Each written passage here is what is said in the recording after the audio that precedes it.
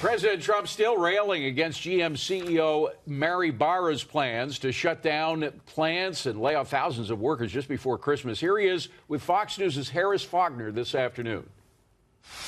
You're calling out companies and whatnot, and the nation got to see you as GM said, you know what, we're going to wipe away 15% of the workforce right before Christmas. And you said, I want to talk. Yeah, to Ms. I called her. I don't like what she did. I think it was nasty. It doesn't really matter because Ohio is under my leadership from a national standpoint. Ohio is going to replace those jobs like in 2 minutes. But I don't like that General Motors does that. And they're going down to Mexico to make cars. Now, the New Deal, the USMCA that I made, really makes it very uncomfortable for people to go out of the country. And it will be very uncomfortable for them. I think she's making a big mistake. They've changed the whole model of General Motors. They're going to all electric. All electric's not going to work. I don't run a car company, but all electric is not going to work. It's wonderful to have it as a percentage of your cars. But going into this model that she's doing, I think, is a mistake. But to tell me a couple of weeks before Christmas that she's going to close in Ohio and Michigan, not acceptable to me. And she's either going to open fast or somebody else is going to go in. But General Motors is not going to be treated well. Now, the president may be right about electric cars, but do we really want a president micromanaging a private company? What do you think?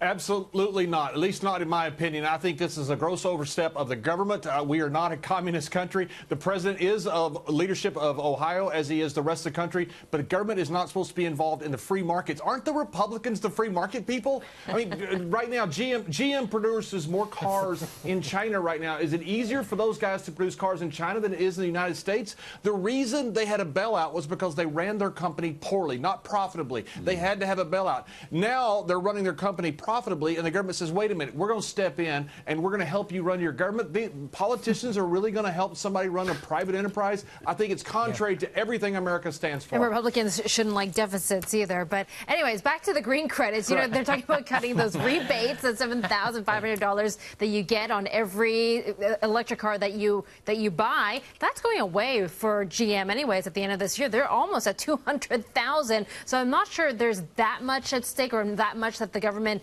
can do. But I was looking at the electric vehicles and who actually buys them. You need to have a lot of household income. Tesla, the average income to buy those cars, close to $300,000. Even for GM, I mean, for a Chevy Bolt, you need at least $200,000. So it doesn't help the everyman.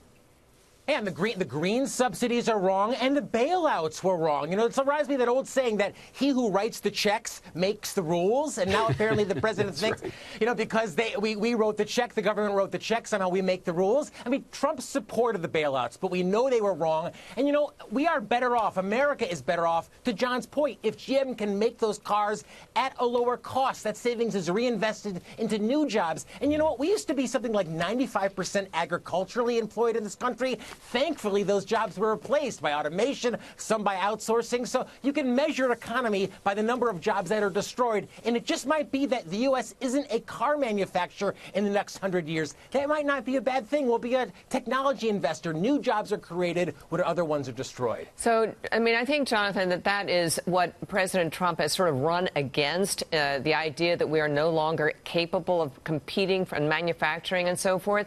And so I totally understand why he is aggrieved by this decision by General Motors. I also agree that he should have absolutely no sway in this conversation or decision making by General Motors executives at all. And I don't think he will. They're going to go ahead and do what they have to do. Liz, we were on a couple weeks ago. You said it was just jawboning. You said it's okay when the president jawbones a company. He's not going to do anything to General Motors to try and change their mind. I think it's perfectly reasonable for him to complain. And as we all know, there is not an enormous filter between what he thinks and what he says. So, yes, he is going to say what he thinks. But I don't think it's going to result in any kind of enormous action.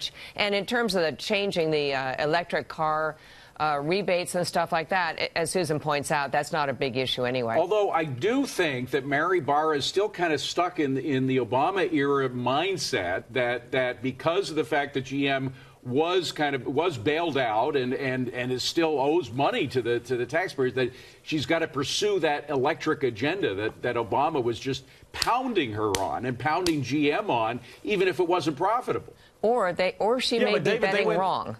I mean, let's face it, the decisions they made 5 years ago on models and what they were going to build turned out to be a mistake.